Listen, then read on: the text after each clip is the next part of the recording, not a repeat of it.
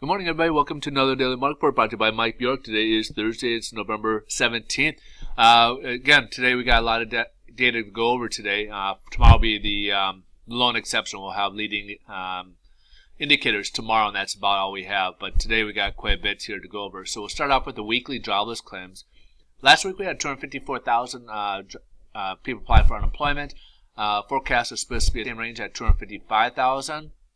But it dropped all the way down to 235,000. This is a really good drop there because we hadn't seen in the 250 range, kind of over in that range, and that's been the new range for the weekly jobs claims, which has been good. And it just dropped down to 235, which is even exceptional. So great numbers there, especially now. This might be partially because new jobs are being created for seasonal work, so that might be an early indicator that a lot of these retailers are starting to hire people for the seasonal working ready for the holidays.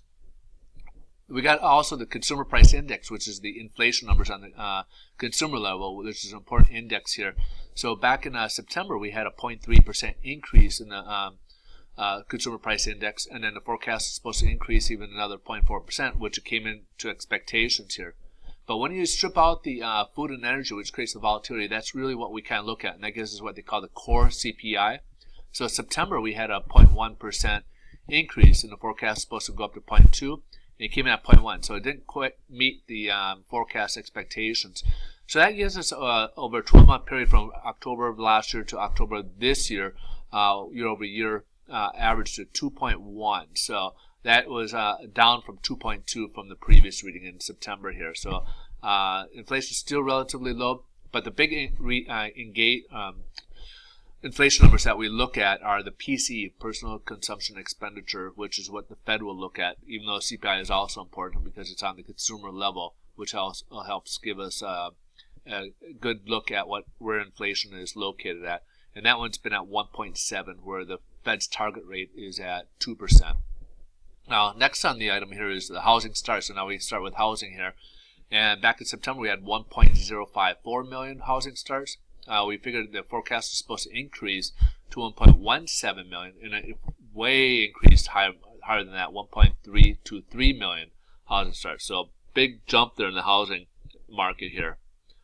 Also, for future, this is what we get the building permits, which is more of our future housing starts. We had September at 1.225 million, and it jumped up to 1.229 million. So not a huge jump, but still a good positive sign right there. The only really negative, if it really is negative, is on the Philly Fed here. We had a 9.7 on the index level. This is the manufacturing numbers out of Philadelphia region, and it was supposed to dip down to 8.0, and it dipped down to 7.6. So a pullback. It's still in contraction mode, but it just slowed up a little bit is what that means. If we go to like negative below zero, then we start having contraction on this type of index here. So let's go ahead and take a look here at the headline news here. Right now the stock market's mixed. Dow's down again. Yesterday was the first day that the Dow closed since the post-election rally, which is it's been on a tear of late. But the other two markets, the S&P and the Nasdaq, are both up today, and they closed up yesterday. Now Janet Yellen is our Fed chair is meeting before Congress today, and she's already been reported making statements that there's basically stating that there's going to be a definite rate hike in December, even though she didn't really say definite, but the Fed funds futures rate is at 90% right now, which is obviously a very high rate. They expect it to be in there. Now, for the next meeting coming up, what they're going to look at is going to be the pace of what the future Fed rate hikes will be, especially when there's been concern about inflation out there. Now that's starting to cool off a little bit, as you'll kind of see coming up here with the bond market, the concern about inflation, because obviously now they're kind of realizing, well, Trump's going to get in there, but you can't wave a magic wand and make everything all rosy again. It doesn't mean the economy's going to take off right away, because he doesn't have that much control.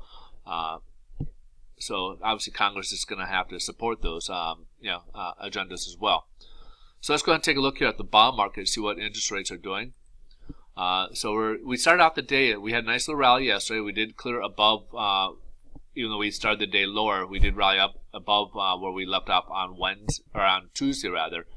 Now today we started off about the same as where we left off. Now we're down about 12 basis points from where we left off yesterday. So obviously not as good. It basically means rates will be a little bit higher. But what I like about it is that we started higher and not started off lower like we did yesterday. Later today, also the Fed's going to be buying some mortgage-backed securities, so that might help us out and bring us back up to maybe even par level, hopefully.